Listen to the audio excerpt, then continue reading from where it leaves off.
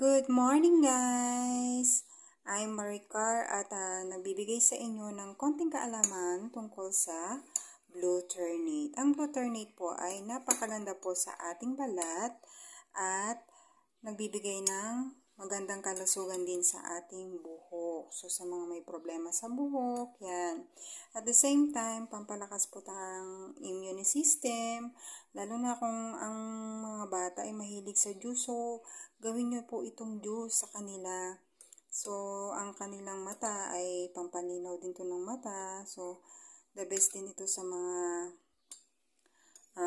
may high blood pressure, sa mga may cancers, sa lahat po ng mga may sakit sa loob, sa katawan yun.